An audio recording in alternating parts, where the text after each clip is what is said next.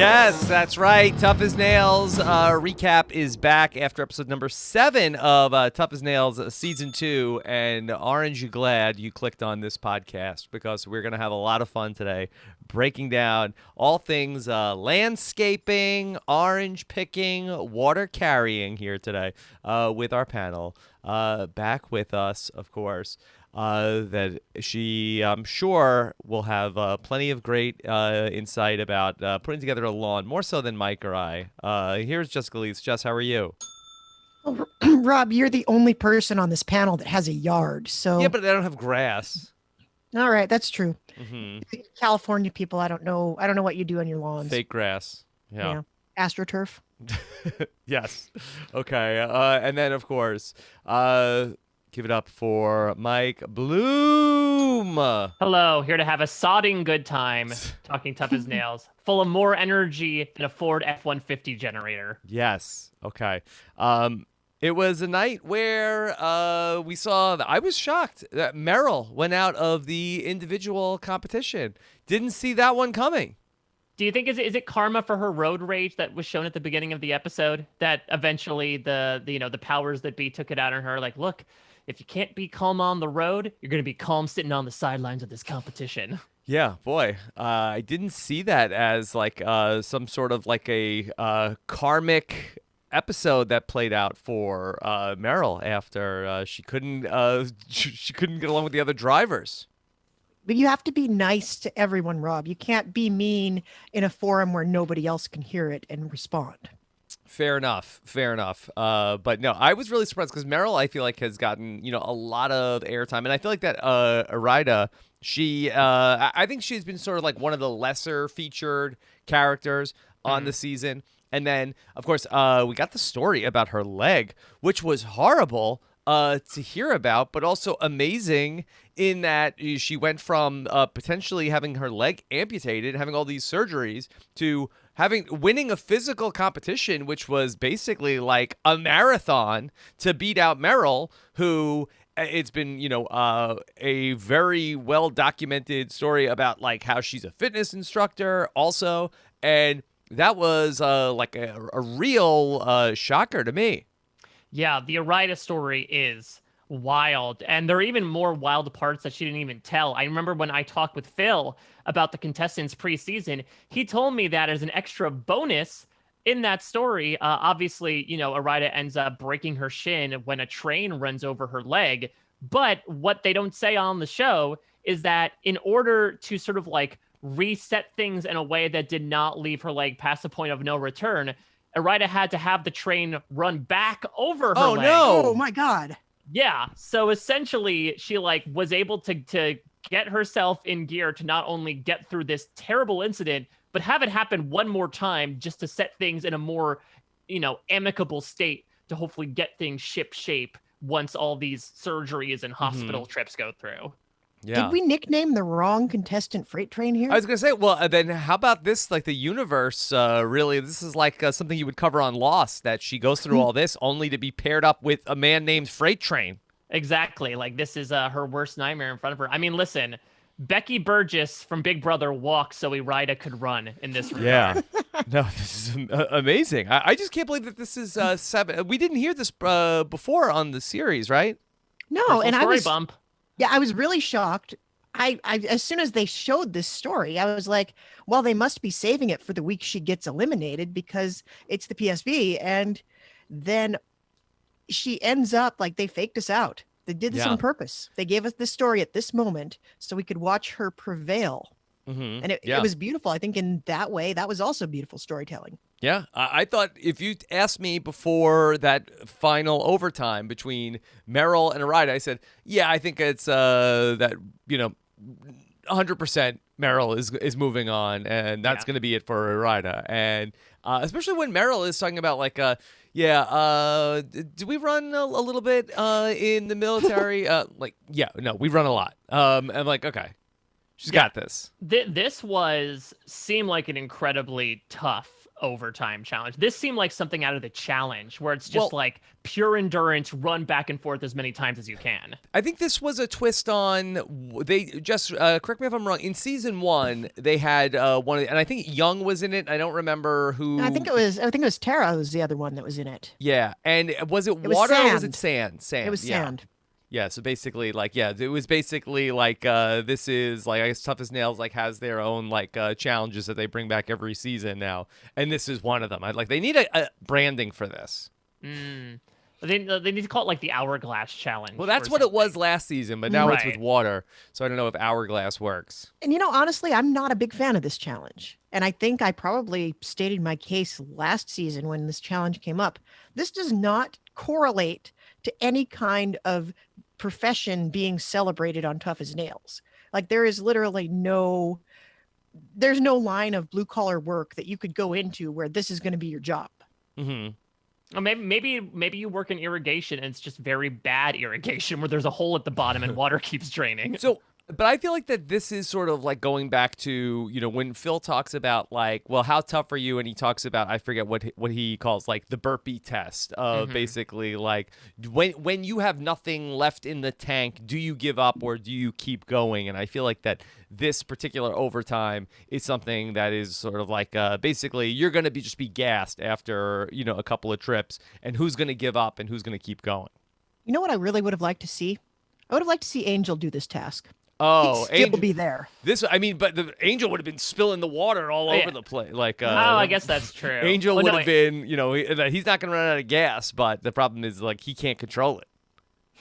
Yeah, I guess that is true. Though I don't know. I feel like Angel would make the tank actually overflow with water. That's how much Yes. they go back and forth with the buckets. Yeah.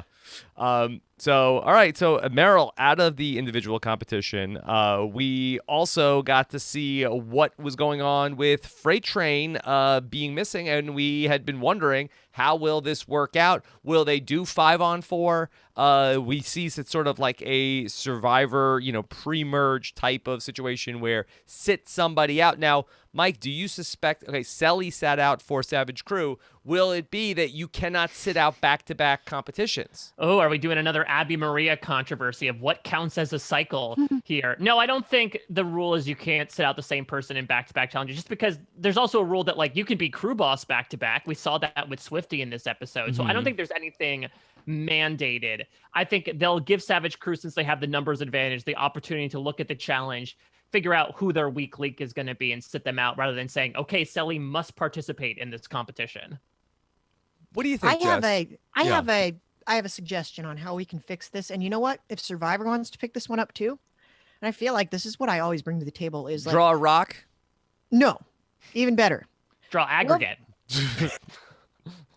Wow, I Draw got a pea handful gravel. I got a handful of gravel. I got a handful of aggregate. Mm-hmm. Do you want to stick your hand in aggregate? I don't really know.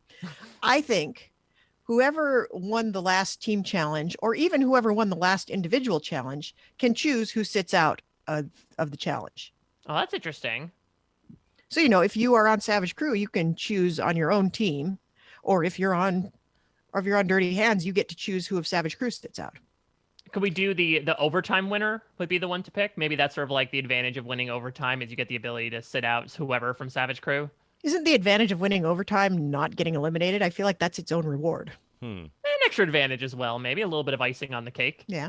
I mean, we've had those like pair challenge situations where whoever won the last individual challenge gets to decide what the pairs are.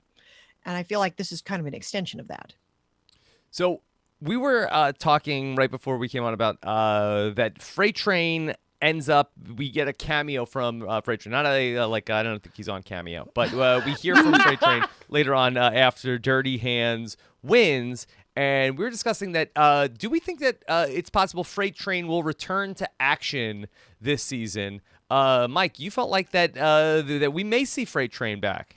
Yeah, here's the thing. I might be a big old dum-dum about this, but I just feel like the implication with a lot of the language that Phil was putting out there, right, where he said, Freight Train isn't joining us today, so Savage Crew sits someone out, and the phone call that was made, I mean, in all reality, I don't understand if Freight Train is indeed out of the competition, how he's still making money.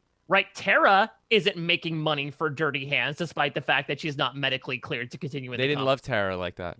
I guess so. I guess they really are the arbiters of the money in that regard. It just doesn't make sense to me. The disadvantage is obviously with the filming schedule. I don't know if they have 2 weeks to spare to let Freight Train back in, but it just seemed like the way they were talking about it on the show, for some reason, it seemed to imply that at some point Freight Train is going to be returning to take part in the team competition. Yeah. I wouldn't be surprised if we see Freight Train again, but I just don't know, like, in the production schedule. Like, I'm assuming, like, based on the way they talk about, like, the wear and tear, that if, like, I don't think there's many off days in the production cycle. I don't think it sounds like even on Survivor, it's sort of like a 3-day episode cycle. Like, I get the sense they do their activity in one episode, and then it's on to the next day. Yeah, there's not more than 2 days per episode covered. I think Phil told us that, they have 1 day for the team challenge, and then the next day is the overtime and the individual. So I have to imagine that there's not more than a week left of filming. Yeah. So I think you're right. We will see Freight Train, but I think he'll be at the final challenge to cheer people on. Why does he get money then? He was inspired them. I mean, Mike, they gave all the money to Angel 1 week. That's not true. There's been proven that they definitely did not divvy it up and give it all to Angel. That's not what they're allowed to do. Oh, I mean, they're allowed to do whatever they want. Yeah. Right? No. Get this fan fiction out of here. This is not. Oh, well, this would be a great question for Phil. So you feel like the Dirty Hands did not give all of the prize money to Angel that 1 week? No, they gave it all to him to be like, that would be like, okay, congratulations, Rob. Take the immunity idol for your tribe. Oh, I guess you're the only one who's immune now because you're holding on to the immunity idol for your tribe. Like that power does not transfer to one person. This is not bank accounts being determined by the teams. They split the money equally. I don't know, Mike. We did discuss this. It's weird that we didn't ask Phil about this last week because I feel like it was the most fruitful discussion we've had about this show, maybe ever. But I know there are rules that prevent you from colluding with other people and giving them the money if you all win the whole competition. But why couldn't you say, like, this is your $2,000 or your $2,400 to do whatever you want with? Why wouldn't you give it to Angel? I mean, why then be like, well, I'm going to give money to Meryl. She lost the team competition. Well, if Savage Crew wants to do that, what if I was on Dirty Hands and I said, all right, you know what, Phil? You're getting the money. You're a fantastic host. I'm giving this money right back to you. Here's a tip. Get yourself something nice. Tip your host. Yeah, be sure. I don't know if that goes back to the restaurant analogy of Phil at the end of the podcast. But so what do you think? They just let him hold the money? Yes. Mean. That's so mean. He's still getting money. He's not getting $0. He's still getting the stack of cash. But it's also, they're not going through and saying one for you. This is not allowance. Okay. How about this then, Mike? Did they have to give money to Freight Train? I don't know. Because that's the thing is he in this nebulous part where he's technically still in the competition that they had to give him money? Otherwise, why? Why would they do that? Well, why would they let Angel hold the wad of money and very conspicuously say, this challenge was for you, Angel. Now hold the wad of money that you will then have to take part of and give the rest back. Because then they're like, oh, you're out of the competition. You're our only eliminated team member at this point. So we're doing it for you. Just like they said this episode, we're doing it for Freight Train. It's symbolic, not literal. They're not just saying have Phil hand it to him then. Don't pass the money to him. I don't know. I think that was purely symbolic in this regard. And that's why I'm so confused about this, because again, for all intents and purposes, if Freight Train is indeed out of the competition, his bank account should stop right here. He shouldn't necessarily be making money for the fact that he's not even on the show anymore, yet he's still earning money for things that his team is doing. That's great. Then clearly they didn't love Tara. So I'm sorry for Tara. Your team doesn't love you. Well, in fairness, that Tara, I think, was eliminated at the end of the first day of the team competition. They didn't get a chance to know her. Are they giving Mikey eyebrows a cut? I suspect not. But I mean, this has been they've been through. This is the seventh, task, or I guess the sixth task in the seventh episode that they've been through. I think they've bonded.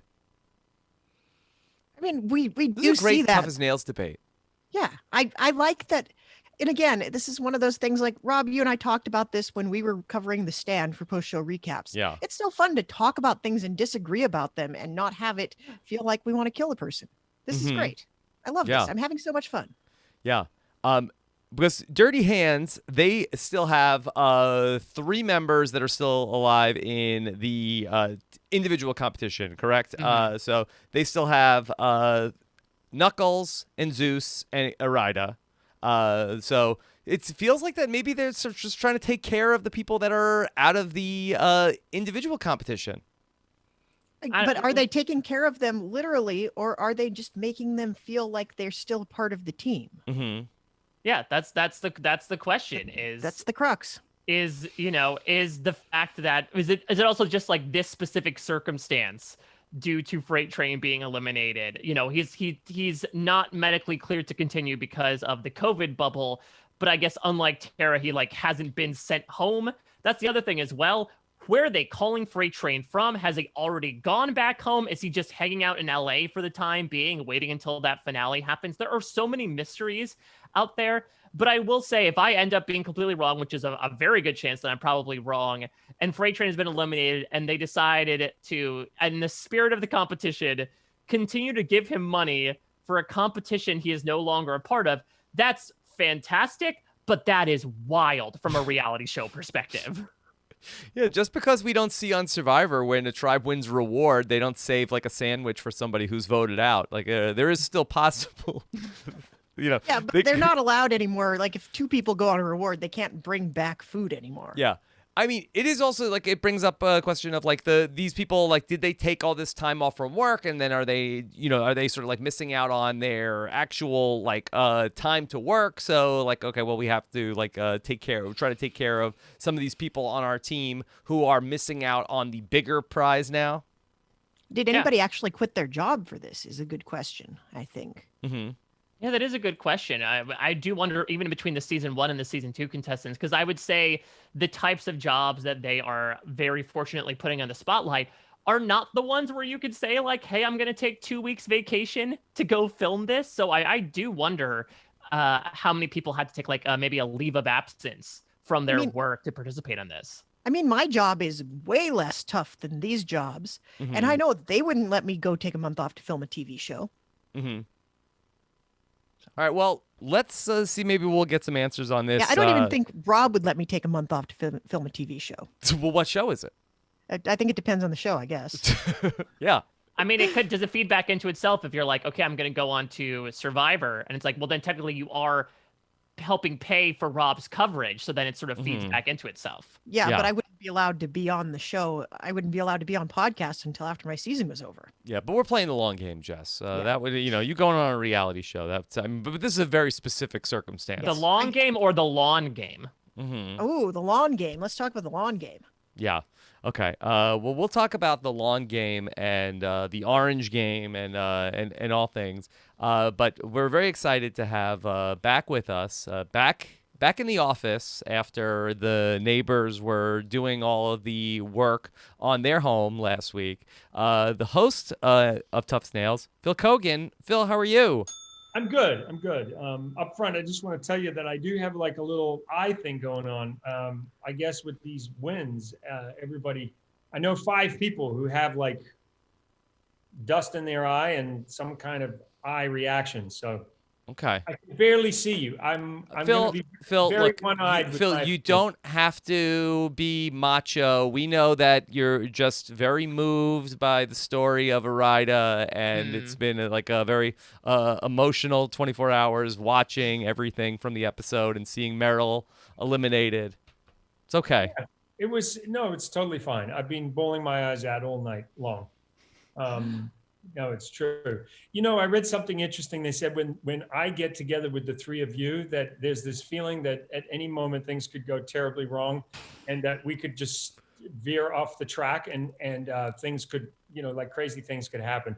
I'm not sure if that's a compliment or not, or whether we just make people feel on edge, and whether we should be worried about who are things going to go wrong for us or for exactly, you or for the listener? The listeners. I'm not sure, and maybe that's why they tune in, because at any moment we could just veer off the track and have a terrible crash or something. It's the surprise of it all. All right, so Phil, you come in at a very pertinent moment because we were just Hot getting debate. a very spirited debate about, I think, the confusing status of Freight Train, because he is out of the competition right now. But at least from my perspective, the language that you were using seemed to indicate that maybe he'd returned a certain time. The Dirty Hands gave money to him, which I think certainly confused me. Is there anything you can clear up about like the status of Freight Train at this moment in episode 7? Right. So as dramatic as it all looked with the ambulance coming and taking Freight Train away, a lot of that was precautionary, like we didn't know in that moment what was going on. The reality was he was dehydrated, he was exhausted. And when he said, he felt something pop, it was just that he was super uncomfortable in the harness.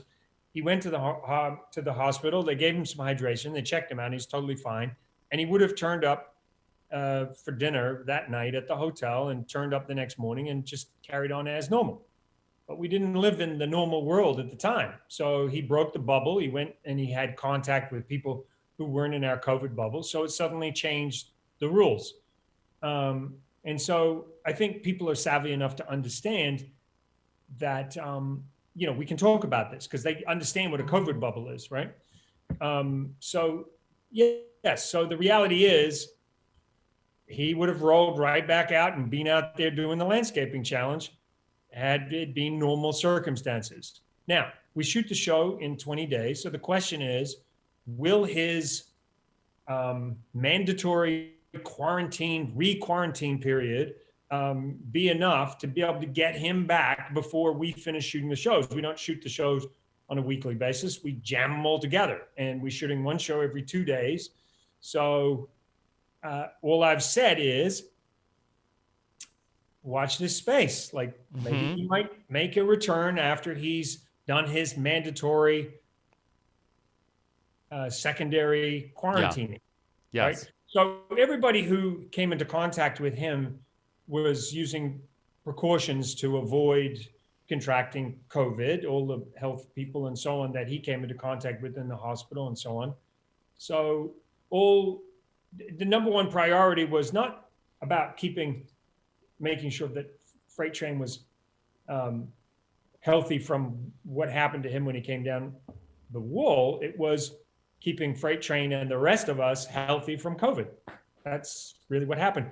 And so knowing that, the crew, Dirty Hands, were like, Freight Train would have been here. He would have been part of this. He's still part of our team. We miss him. We want him back. And so it had nothing to do with us saying, oh, well, you should probably share the money and the spoils with Freight Train. It had nothing to do with us. That was their decision. I asked them, oh, so you're thinking about someone? Yes, you're going to share with the winnings with Freight Train. And they're like, absolutely, he's still a part of the team. And part of putting the phone call in to the show was just to let the audience know, look, the Freight Train is totally fine. Like he was chomping it out. He was like, come on, guys, look, I just went to the hospital. They were all practicing, they were all being careful and everything. Can I come back? He wanted to be there. He couldn't be there because we had to follow COVID protocols. That's it. It's nothing more complicated than that. So, Phil, this ended up turning into then discussing the earlier moment in the season when Dirty Hands said, hey, Angel, you're eliminated from the competition. You need this money. And we were debating as to whether or not Angel got to keep the entire share of the Dirty Hands money in that one round, or if they just let him hold the money and it was more of like a figurative, hey, we did this for Angel today. Yeah. Or even hypothetically, would he be allowed to? We wouldn't stop anybody from doing whatever they want with their money. I think some shows have certain rules about if you win money, you can't give the money away. Right. I don't know what the end result was. I mean, ultimately, it was more, in my opinion, and I don't know this 100%, in my opinion, it was that they let him hold the money and it was more of a symbolic thing that they were going to win for Angel. Now, once they got home, did they collectively decide, because they will talk to each other every single day, that they were going to share their winnings with him after the fact and send him the money? I don't know. It's not really, in my opinion, it's not really, what they do with their winnings and whether they give it to an uncle or an aunt or a nephew or put it into a college fund or give it to Angel or whatever they want to do with their money that they have won, their business. I think more than the money, what was important to them was winning for Angel and him being a part of that winning team. So it was more of a symbolic thing to me than the literal, like, well, how many dollars did Angel get in his hands? Yes. All right. Well, Mike was the winner of that debate then. Yeah. And I think, and I need to clear a couple things up. So one Okay. woman, Oh, please do. Yeah. yeah. Yes. So one woman said, do you know you broke labor laws by getting both teams to paint the wall of the man who's very wealthy and particular, and who likes gray paint? Now, I've said many times things in jest, and I guess sometimes I need to explain myself that sometimes when I throw up a hypothetical about this man who's very particular and who likes gray paint and who's also very wealthy, that I might be taking a little license sometimes with the scenario of what's going on. It's not a literal, like, this particular man who's very wealthy, who likes gray paint, called in a reality show to paint his wall, and then we didn't pay Dirty Hands Some what scabs. they paid, and now we've broken some labor law. This is what we call a reality competition show. We're not going around putting people's landscaping, work into effect and doing it without paying our people. Everybody on Tough as Nails goes home with money in their pocket, but they are ultimately competing on this thing called a television reality competition show. And I just would like to say to this woman, who I understand is very concerned, that we would never be breaking labor laws. We would not do that. And I promise not to, I promise not to just have them going out doing, like, people's jobs. Yeah, well, you don't have to. You're among friends, Phil. We understand when people don't understand we're being facetious. It's something we've all gone through. Yes, and I it's part of maybe my New Zealand personality too. I was just trying to be funny, and maybe it wasn't funny. I don't know. Yeah. So to be clear, there was not two new families that lived next door to each other in this episode that had a completely undone front yard that the players had to landscape. You didn't put a local landscaper out of business. Well, actually, in that particular case, there were two families that were going to buy those homes, and we got permission from those two families to be able to come in and landscape their front properties. But it's not like we asked them permission to be able to do something on their property. So, yeah, I mean, there's different scenarios. We didn't really need to bring the hay bales in from on the farm and put them in the barn. That was part of what we call a competition reality show. Anyway, But in my head, the housing development that you guys were working at is on the same site where you went to the place that was being torn down last season. It's continuity. Exactly. And the scenario of me going to the end of the cul-de-sac and the street sign is sort of bent over. I mean, look, we're trying to be as authentic as we possibly can with the scenarios. We don't want to take work away from people, and we're not looking to use our competitors to do jobs for people for nothing. It's this thing we call a competition reality show. Phil, can you talk about, as you talked about, we asked you what would happen if the teams were uneven due to extenuating circumstances, and you said, that's something that we would have had to deal with in the moment. How quickly did the idea spring up of, okay, Savage Crew has to sit one person out? Did that just pop up once you found out that Freight Train wouldn't be returning at least immediately to the competition? Yeah, I mean, to be honest with you, I don't think you saw the way Swifty reacted when Tara walked away. He was like, hold on a second, you need to take 5? I'll take 5. Like, I don't think that Savage Crew would have felt that was in any way, shape, or form fair. I think they probably would have said to us, listen, we could sit somebody out. Let's make this at least fair. There's a different kind of camaraderie on this show called Tough as Nails, I think. And there was no argument when we suggested it. And it was a discussion that I had with him. And I said, hey, listen, you know the situation with Freight Train. He'd be here if he could. He'd be helping his team. Right now, he's in a hotel, sitting out quarantine, totally capable of competing, but he can't because of the rules. So what we think is fair is to balance the teams. And they were totally fine with that. So I think it just speaks to the character of the people that we had. I mean, look at how gracious Meryl was with Errata. Yeah. And encouraging. And she literally worked herself, both of them worked themselves till they fell to their knees. I mean, the spirit of that competition to me is such a great lesson for how we should all compete. And you could tell that Meryl had nothing left. She said she was going to run herself until she just couldn't go anymore. So did Errata. And there was this incredible respect between the two of them.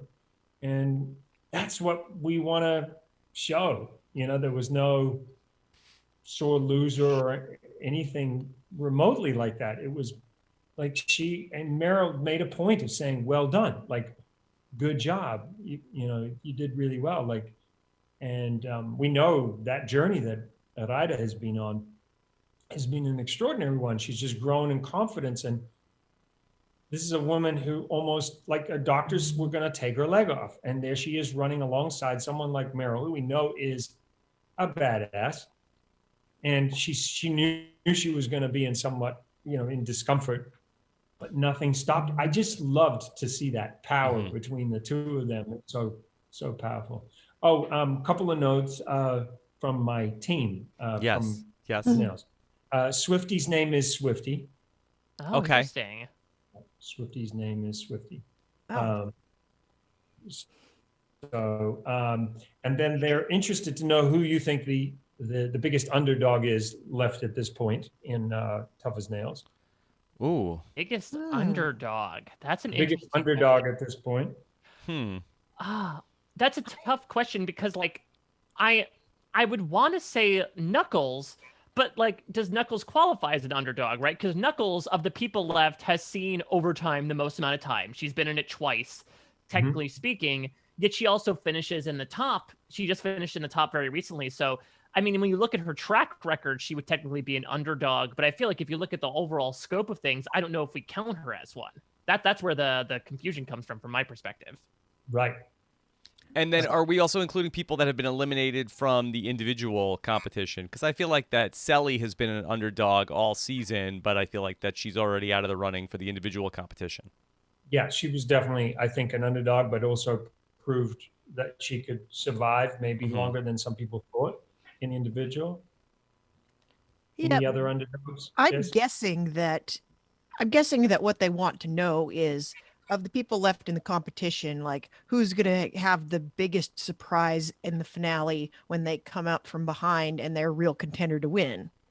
And if I had to predict that, I mean, Knuckles is a good choice based on what Mike said, but also, as Mike notes, she's come very close to winning a couple of competitions. So I'm going to go ahead and say it's Sarah. Yeah. Because Sarah's had some really great character moments, but she has not really been in it in a lot of the individual challenges, but she's also stepped up on the team challenges. And like this week, she steps up and she starts crew bossing when she sees deficiencies, and she is really perceptive and able to see what's needed. And I think there's a skill set there that we're not fully seeing. And I think I would definitely term her an underdog. Yeah.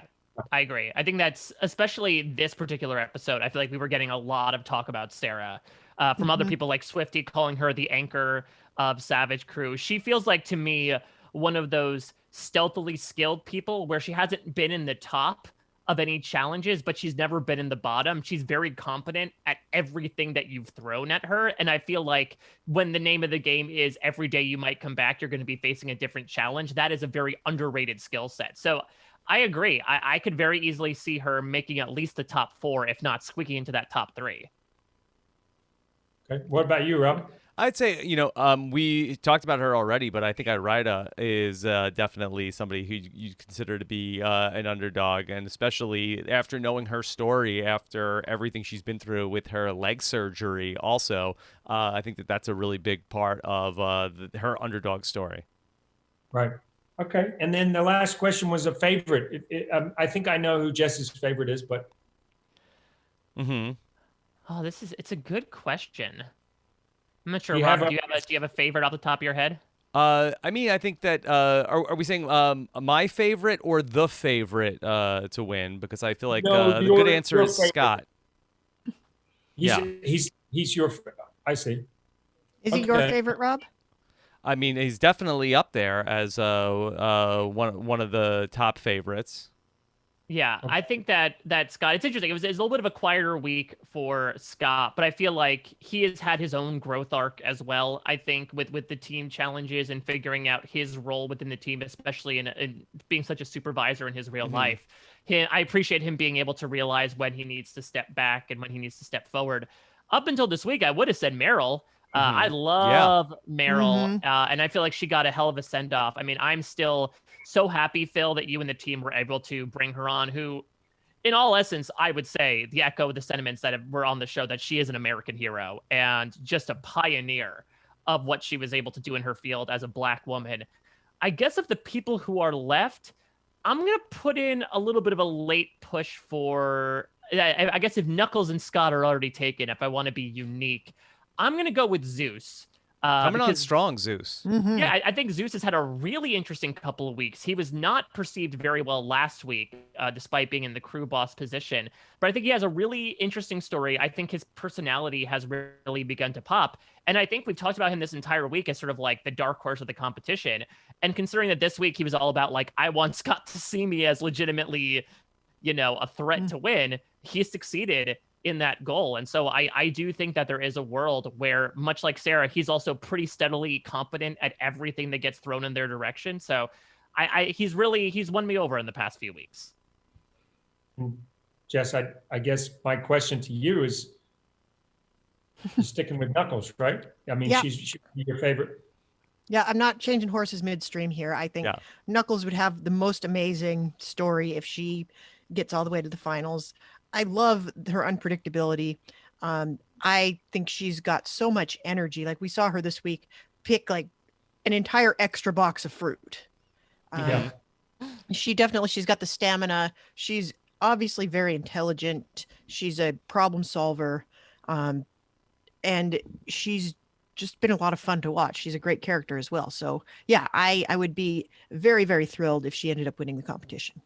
It's interesting. Not only did she pick an entire extra box, but if you looked at the weights of the oranges that were in her boxes, did you notice that? Like I think one box was 28 pounds. So she had 3 pounds of extra fruit that she could have put into another box. Like she could have taken her heavy box, or large oranges were actually overweight. She could have taken some of those and put those in the other box. I think what happens with Knuckles, and she admits it, is sometimes in the heat of competition, she gets flummoxed, and it causes her to not think as logically as she does when she has time.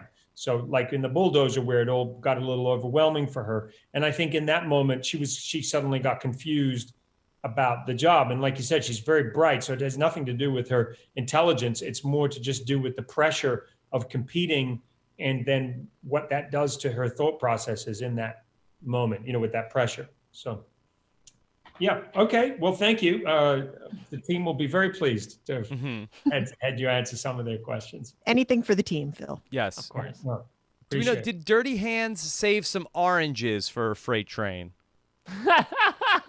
That's a very good question. I don't know, but oh my goodness, that moment of Angel and the look on his face when he had his first orange off a tree. Oh, I mean, that was such a powerful moment for me. There's so many things that we all take for granted that some people have never experienced. And to see that is a good reminder of all of us taking what we have for granted sometimes. And it certainly made me think, wow, like someone getting on a plane for the first time. You know, we get on planes like they're buses, and someone going to a really nice restaurant, or some of the things that we might think are just mundane, being able to go to the gas station and fill up your tank and not worry about putting $20 in, but just filling the tank. Mm-hmm. Little things that you realize for some people, they don't just happen every day. So I liked that moment a lot. It was powerful, I thought. Now, look, I don't want to pull, something in the vein of that listener question you mentioned before, but what happened to all those oranges that you picked? Did you give them to somebody? Did you just dig into them? Did the entire crew subsist on oranges for the rest of the production cycle? So we were at a farm. We were at a legitimate farm, and the oranges that you saw on display and on the back of my truck, those oranges had just been picked, and we pulled them out just to dress the set. And then all the oranges that got picked literally went straight into the family supply and just got sold. So yeah, no, nothing was, we were just generously told that we could take as many oranges as we want from what we picked, but all the surplus went literally straight into into processing and were sold immediately. Phil, you had to have been nervous with some of these contestants with the ladders, especially Swifty at one point. It looked like we're gonna lose Swifty today, also, and we can't lose anybody else.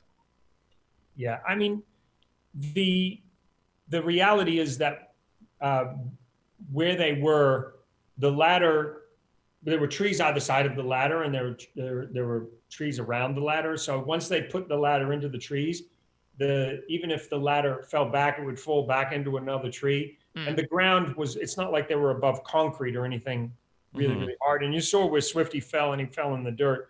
So yes, I mean, there's always a risk of someone spraining something or whatever, but no, the reality is that would be highly unlikely. Mm-hmm. It was more just trying to manage putting the ladders in the right spot, Yeah. Yeah, I mean, certainly after the season that we've had, and then, COVID getting in the way of poor Freight Train being able to come back, it was, we want to keep everybody safe. Mm-hmm. But at least you would have had even numbers again. Silver lining. Yeah. I suppose. We were actually talking about the overtime challenge before you came on, and Jess brought up a great point that the design of the challenge really mimicked the one that Tara, and I think it was maybe Young, were in last season. Tara with Young in episode 5, where we had the sand running out. Yeah. So was that purposely, like, you watched that challenge in season 1 and said, okay, how can we sort of replicate that for future seasons? Not necessarily. I mean, it certainly had, the sand. It was like the sand was pertinent to the quarry area, and the water was pertinent to this valley where there's an abundance of water. That particular overtime worked really well. In the individual and the team challenges, we try to make them more job authentic. But in the overtimes, we take some gamey, we're a little, I guess we take some liberties with regards to what the challenge is in the overtime. It's a little more gamey, only because it's one-on-one. Mm-hmm. And sometimes it's related to a job, but other times it's literally just, let's test them for all of the attributes that they're on the show for. So it just felt like a good one. So when they pitched it, it was like, yeah, okay, I could see that. And then I love challenges where you can track. Oh, somebody outside with a leaf blower. I'm sorry if it's coming. You're good. Through. We don't even hear it. I love challenges where you can visually track what's going on without us having to necessarily use graphics. So I love that we could see the water. And how close was that? I mean, It was very close. halfway, Yeah. it was exactly the same. At one point, Meryl was ahead. I think at halfway, she was slightly ahead. Then at a third the way, they were dead even. And then it was really just in the last, couple of bucketfuls that Errata got ahead. So I love when you can see that. And next week is one of my favorite shows. And you'll see that there are some organic elements in play there as well. So it's good. Phil, we saw when Meryl was driving. I love the segment about her road rage with some of the other cars on the road. Did I notice? Were you going for like a little bit of like a like Danger Zone riff as in the sound design? Wow.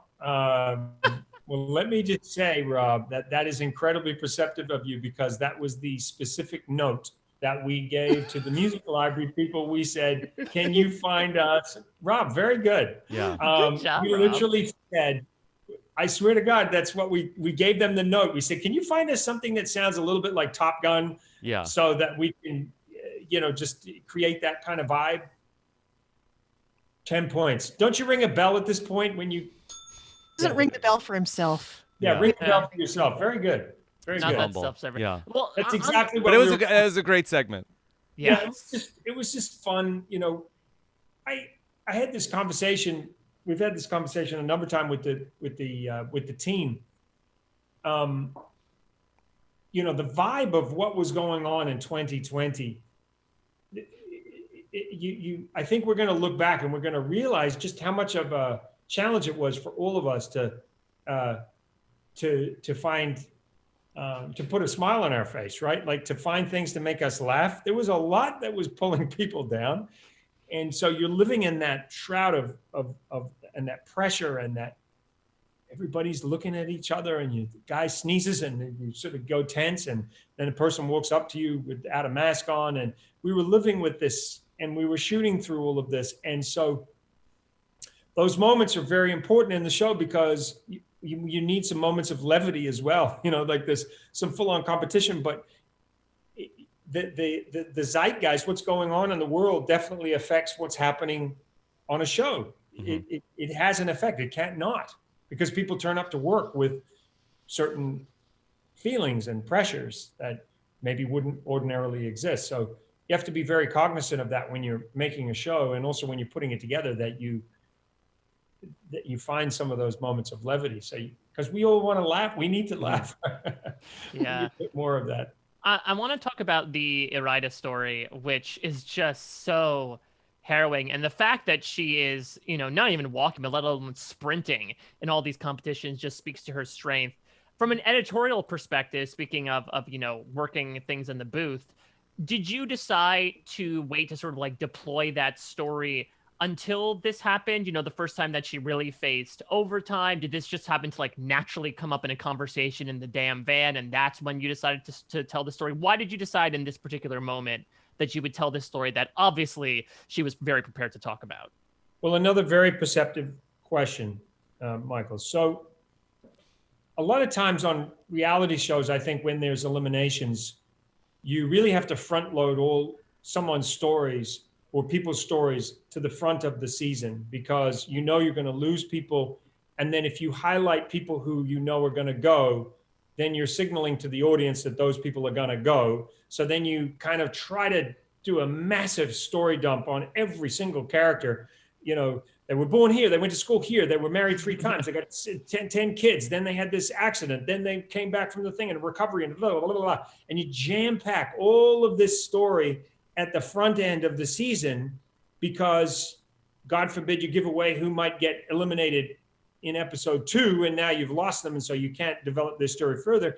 And then once you've dumped everything there, I guess then the goal is to sort of open up some of those stories down the season. But again, you have to be super careful that you don't start to get too heavy on one character, because now you're kind of signaling that maybe they're going to go. So on Tough as Nails, we don't have that same pressure. So you're going to see a storyline with another character in episode, in the next episode, episode 8. about someone on the show, and it's something that we haven't discussed about them, and it's a pretty significant part of their character. But we didn't have to dump all of that early on in the season. We were able to parcel out all of these little character nuggets throughout the season. And I think that's one of the luxuries that having people stick around buys you, is that you don't have to try to get everything out of the way up front. You can actually find the right time to, well, it's subjective, isn't it? But we felt that episode last night, she really, Errata really did shine. Mm-hmm. She was fantastic in the team challenge. She's amazing with detail. We've seen that time and time again. She's been an underdog. She's doubted herself. And we all felt like this was a turning point for her. Her confidence is growing. She goes up against someone as tough as Meryl, and she manages to shine. So that was where we felt like this story about what she's overcome in her life and where that strength comes from would be the best place to put it. So that's why it's there. She figured out that they needed the mulch also. Yeah. This was such a star episode for Errata. I love her, yeah. Such a star that other people are putting oranges in her box. Oh, God, wasn't that interesting? Yeah. So that brings up an interesting question. I mean, say Swifty had been unintentionally working in Errata's box. If he fills up her box to 25 pounds, does that count in her box? Even though it wasn't her that technically did it? Yeah. Yep. I mean, the oranges that he put into her box counted for her oranges. Because you can't figure out which oranges weren't the ones in there. Exactly. And it's not her fault that he started putting oranges in her box. It was, just like there could be a sudden gust of wind that blew 3 oranges through the air and sunk down into Errata's box. I don't know. Yeah. We've got to count those too. A hell of a wind gust. Oranges are not light. A hell of a wind gust. Phil, I'm worried about Miracles Swifty. do happen. That I feel like that he was he ended up doing well in the individual competition despite his struggles, but he seems like that he was really on tilt a little bit in that team challenge this week. Well, like he said, the name of the show is definitely representative of how hard this is. Look, we've had this on Amazing Race before. People underestimate what sleep deprivation and what being tired does to you physically and mentally. And this is taking a toll on all of them. They have worked extremely hard for every single day without a break. And there's a lot of physical and mental pressure every single day. And I think he kind of had a little bit of a breakdown in terms of being able to get the job done. So, and he owned it. He said it. He said, I'm tired. Somebody else take the rake, I think is what he said at one point. And he was tired and he just admitted it. He owned it. Thing about Swifty is there's no filter with Swifty, right? He just says it like it is. And he's always the first to step up and take responsibility for when he's not done a good job, or if he's been the crew boss and somebody else on his team hasn't done a good job, he doesn't blame it on them. He takes responsibility well, no, that's on me. He did that in hay bale challenge. So that's what I love about Swifty, is that there's no airs about him. It's just, he just says it like it is. I mean, I find that really interesting as well, because I'm imagining that, it's not in the rules that you have to have, everyone has to be crew boss before cycling back. And so you get some really interesting team choices, including, you mentioned it, Swifty in the past 4 episodes has been crew boss 3 times. Yeah. And I find that's a really interesting development, especially since for this season, maybe more so than last season, I feel like it's become more of a focus of who's the crew boss, because some of the more of these tasks are more delineated out of splitting up your workforce, that the crew boss oftentimes really matters a lot. And I find it so incredibly interesting that between Savage Crew and Swifty himself, that he has found he has stepped up more times than not in these cases on these team challenges to say, all right, I'm going to take the lead on this one. And how I do wonder, maybe after this time, is he going to be informed by this to say, okay, maybe I'll take a step back and let someone else take over for a couple of tasks? Yeah, I mean, maybe. And I think I think depending on what kind of group, what group of people you put together, it'll dictate the, whether the crew boss choice is as big a thing as, as it has been this season compared to say last season, where you're right. It was a different approach, I felt, last season. Maybe they didn't place as much importance, maybe because it was season one, and maybe now that they've had a chance to see season one, they've realized the importance of good leadership. And Knuckles was fantastic in that landscaping challenge. I mean, she knew what to do. She was very clear with her directions. And then she was also willing to kind of like accept that Errata was really good at getting the detail stuff done. So. Well, I mean, that's good leadership, is finding what your people are good at and putting them on those things. Yeah. And accepting when somebody is better than you at doing your job. And that comes from, having a confidence in your own ability to know that's why I've got this person here, is because they're meant to be better. And I often say that to people on the team. I'll say, you're meant to be better at this than me. So tell me, really, that's why you're here. You're meant to be better. So be better than me and tell me what we're going to do with this. Yeah. And it was great that they had a built-in perfect angel task where that doing the wheelbarrow just give him the thing that feed him the thing that you could just run back and forth. That was in his wheelhouse, so that really played to his strength to be able to do that. There was another funny moment with Angel when in the individual competition when I don't know why, for whatever reason, he was just yelling out to Zeus. It was like, Zeus, where are you? Where are you? Yeah, and it was a very funny cutaway to the super wide overhead shot of, and maybe a little license on the reverb of just a smidge. Zeus. Yes. Well, we had some fun with that. Yeah. I mean, he literally disappeared in the branches, and I think Angel was genuinely worried about him. Where have you gone, Zeus? Where are you? So. It was a fun moment. Yeah. Orange Zeus, we're going to call him now. That's the new nickname, Orange Zeus. Oh, okay, I got it. It took me a few seconds, but I get it now. Yeah. I love that. I mean, a big episode for Zeus too. Again, he came out of those trees and he ends up propelling himself forward.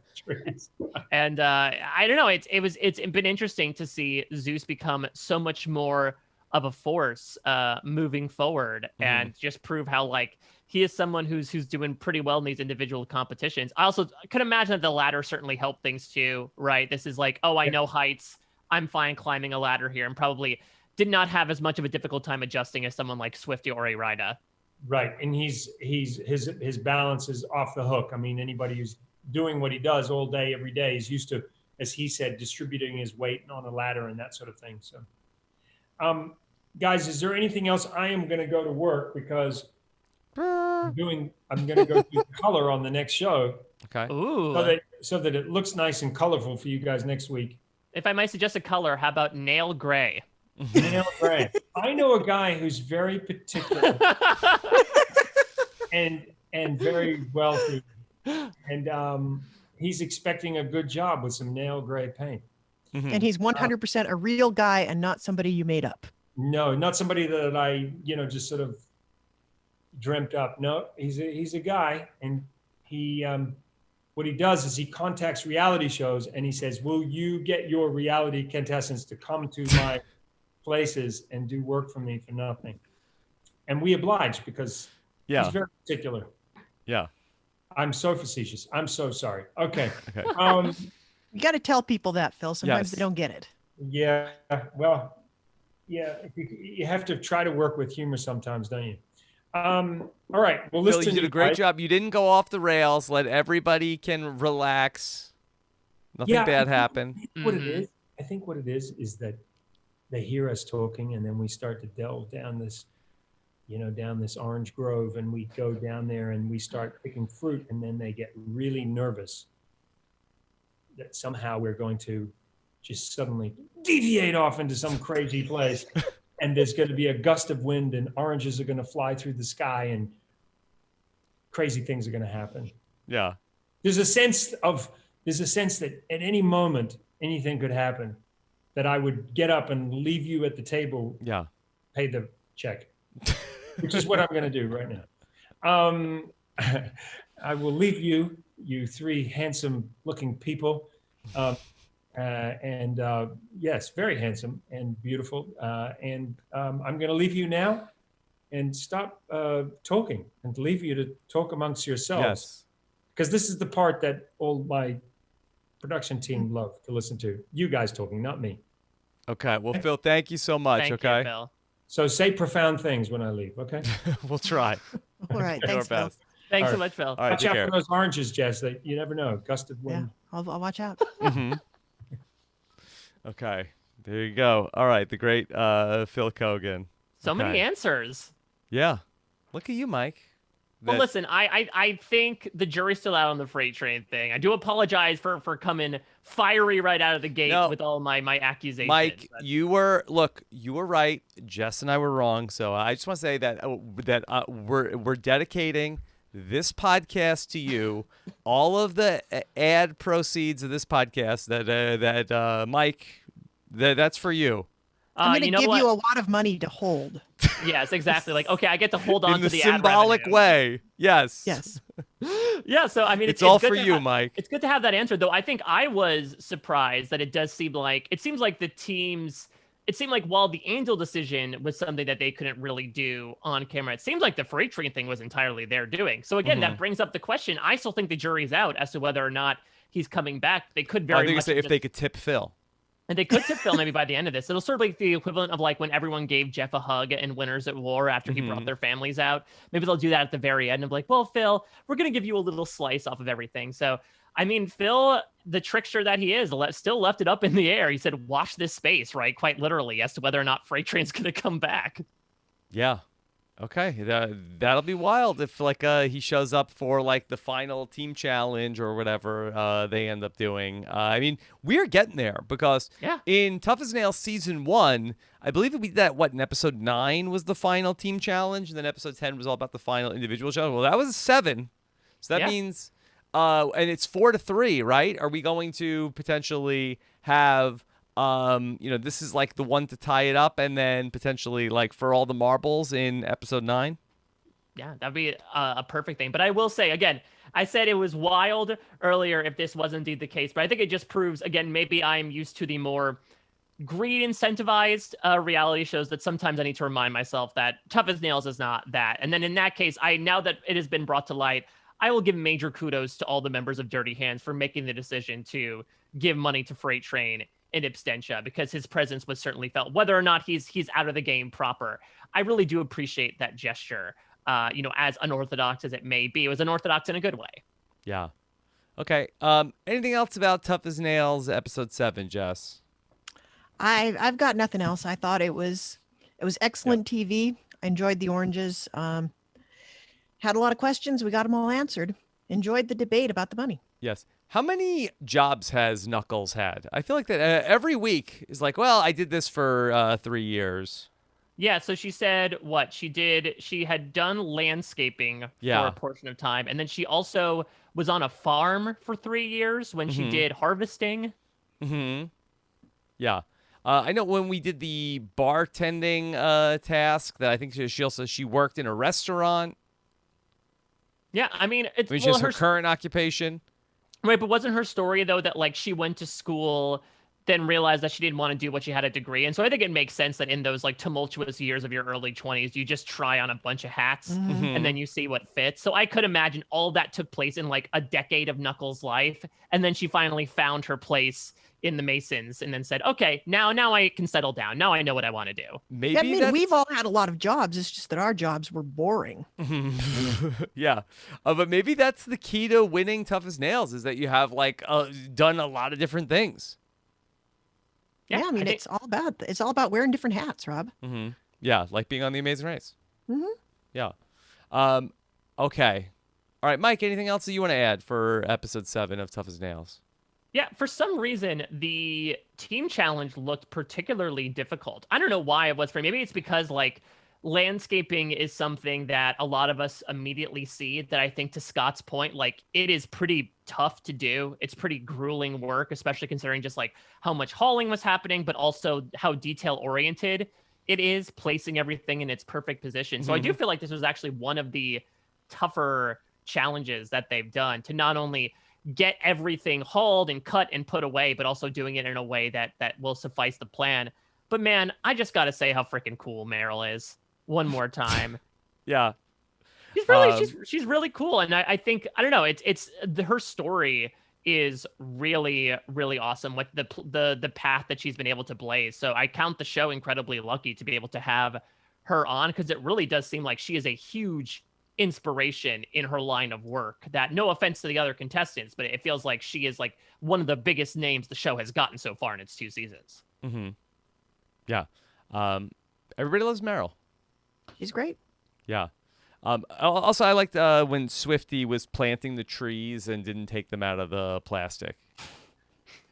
That feels very relatable. That feels like something I would do if I was ever given the task of planting something. Yeah, so that was great. All right. So there we go. That's episode number 7 of Tough as Nails. Only 3 weeks left of Tough as Nails. Where did the time go? It's been a ride. Through an hourglass. Yeah. Okay. All right. Jess, what do you have coming up? Well, I am going to be doing a guest spot on one of our excellent post-show recaps shows next week. You're going to find me on Community Building. We're going to be talking about season 1, episode 8. It's my all-time favorite Community episode, so I'm super excited to get into that. Has a great theme song, Community. Yes, it does, but sadly unrecognized by many experts in the field. And then I'm also every week talking with Chappelle about The Walking Dead, and these episodes, I don't know if you necessarily would call them great or entertaining, but we sure have a lot of fun talking about them. So I'd love to have people check that out and just listen to us kind of pick apart the episode, find ways to make it better, because that's apparently my brand now. Yeah, that's about it for me. Okay. Michael, what's coming up for you? Well, first off, I will say that the team challenge very much gave me shades of season 2 of The Walking Dead on the farm. So I let the overtime challenge wasn't like go into the barn and get all the zombies. So usual fare on post-show recaps between Down the Hatch, the Bloom Files, and I actually did something very fun with a couple of podcasts this week. We started our coverage of The Falcon and the Winter Soldier, which was a low-key premiere, but one that I really enjoyed. No, low-key is a different show. Yeah, exactly. He's coming up in a few months, but it was me, Kevin Mahadeo, and LaTanya Starks.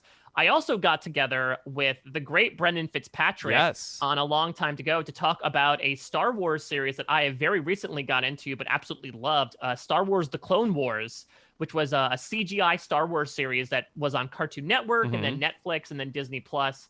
But we got into all of that. And then, of course, over on reality shows proper, Shannon, Gus, and I finished our coverage of Survivor South Africa Season 5. Almost 3 hours of talk on the finale. And we have a couple of interviews following up about that as well. And then even sort of like reality adjacent, Rob, we mentioned this last week, but you and I are going to be getting together tomorrow at the time we're recording this to do some patron Brant Steele action, which I'm very excited about. Always a crowd pleaser. We'll have, 18 Robin's Podcast patrons? No clue.